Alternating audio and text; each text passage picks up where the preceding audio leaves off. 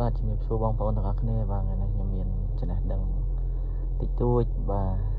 ចែកជូនបងប្អូនពាក់ព័ន្ធជាមួយ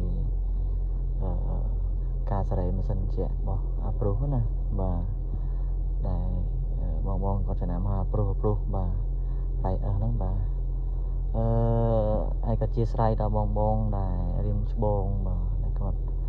មានចំណេះដឹងផ្នែកហ្នឹងឬក៏យ៉ាងម៉េចចឹងណាបាទនេះដោយសារតែខ្ញុំធ្លាប់ប្រើអញ្ចឹងពាក់ព័ន្ធខ្ញុំធ្លាប់ប្រើអញ្ចឹងខ្ញុំបង្ហាញរបៀបខ្ញុំធ្លាប់ប្រើអញ្ចឹងណាបាទជាទូទៅម៉ាស៊ីនត្រជាក់យើងសម្រាប់ឡានប្រុសគឺយើងសេរីពាក់ព័ន្ធជាមួយសេរីម៉ាស៊ីនត្រជាក់វានៅលើ touch screen អញ្ចឹងណាតែដូចឡានផ្សេងវាមាន volume mode អីចឹងទៅអញ្ចឹងណាបងប្អូនបាទតែសម្រាប់ឡានប្រុសមួយគឺនៅtouch screen អញ្ចឹងណាបាទហើយពាក់ព័ន្ធដើម្បីយើងចូល set ម៉ាស៊ីនត្រជាក់បានយើងត្រូវងាកមើលប៊ូតុងជុំវិញ screen នេះបាទសម្រាប់ឡានខ្ញុំគឺមាន7ប៊ូតុងដោយសារឡានខ្ញុំ full ណាបាទអញ្ចឹងមានខាងនេះ4ខាងនេះ3បាទហើយប៊ូតុងនីមួយមានអត្ថន័យផ្សេងគ្នាអញ្ចឹងណាឥឡូវបងប្អូនមើលតាខ្ញុំចុចមួយសិនទៅនេះខ្ញុំចុចកន្លែងអានេះ climate នេះបាទចុចនោះមកនេះវាឃើញមាននេះខ្យល់បុកពីមុខនេះខ្យល់មុខខ្យល់ចំហៀងបាទនេះខ្យល់ជើងនេះសំទោសនេះខ្យល់មុខខ្យល់ជើងអានេះខ្យល់ជើងហើយនឹងកញ្ចក់ខាងមុខអញ្ចឹងណាបាទហើយមកជួរខាងនេះគឺមានពាក់ព័ន្ធមួយទាំងហាលខ្យល់របស់ម៉ាស៊ីនត្រជាក់ទេអញ្ចឹងណាបាទហើយខាងលើនេះខ្ញុំបកមកលើតិចខាងលើពាក់ព័ន្ធមួយ temperature នេះគឺដូចម៉ាស៊ីនត្រជាក់យើងក្នុងបន្ទប់ចឹងបងប្អូនបាទវាអាចាស់ថែមហ្នឹងមានន័យថាវាគិតជានេះវាគិតជា farad វាអត់គិតជាអង្សាសេដូច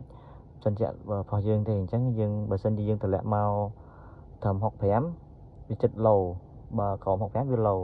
ហ្នឹងមានន័យថាវាត្រជាក់ខ្លាំងវាស្មើ16អង្សាសេអញ្ចឹងណាខ្ញុំទីហោស្រួលស្ដាប់បាទអញ្ចឹងបើយើងតម្លើងមក60ជាងអីចេះឬក៏71 72ចេះវាអត់សូវត្រជាក់ទេវាមកល្មមបាទបើសិនជិះថ្ងៃក្តៅអត់ត្រជាក់ទេអញ្ចឹងបាទអត់សូវត្រជាក់ទេតែបើជិះមេឃភ្លៀង72ឬក៏75អីនេះបាទសម្រាប់ខ្ញុំជិះពេលភ្លៀងខ្ញុំដាក់75អីទៅឬក៏72ហ្នឹងគឺវាត្រជាក់ល្មមក្នុងឡានបាទហើយបើកដង្ហើមមកកម្មចេះមកបាទខ្យល់វាអត់ចឹងគេថាវាល្មមសម្រាប់មើលក្នុងឡានវាអត់អាប់កញ្ចក់អត់អាប់អីទេបាទព្រោះមេឃភ្លៀងវាត្រជាក់ហើយអញ្ចឹងបើសិនជាយើងយកអានេះមកឡូឬក៏យកអានេះមកកម្មហើយយកអានេះមកនេះទៀតមកឡូនេះទៀតគេហៅថាយកមកឡូចេះទៀតវារត់ត្រជាក់ហើយវាឡើងអាប់កញ្ចក់អញ្ចឹងណាអញ្ចឹងយើងមើលក្រៅអត់ឃើញទេបាទអញ្ចឹងអានេះគ្រាន់តែជាការសេរីរបស់ខ្ញុំទេហើយបងប្អូនពេញចិត្តសេរីប៉ុន្មានប៉ុណ្ណឹងទៅតែកន្លែងសេរីម៉ាស៊ីនត្រជាក់របស់ព្រោះគឺមានប៉ុណ្ណឹងហើយបើបងប្អូនចង់បិទបងចុច AC នេះទៅគឺវាបិទហើយបិទអាហ្នឹងបិទម៉ាស៊ីនត្រជាក់តែនៅខ្យល់ដើរតែបងប្អូនចង់បិទទាំងអស់បងគ្រាន់ចុច off នេះមកបាទ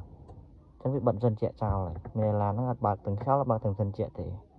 ញ្ចឹងណាបាទយើងចង់បើកវិញបងប្អូនគ្រាន់ចុច low នេះមកបាទវាបើកវិញហើយអញ្ចឹងណាបាទ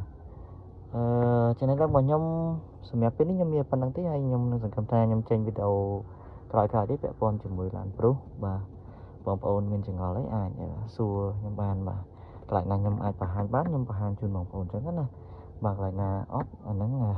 ខ្ញុំសួរបងបន្ថែមទៀតពាក់ព័ន្ធជាមួយការប្រើប្រាស់ពាក់ព័ន្ធជាមួយការ set អីផ្សេងអញ្ចឹងណាបាទ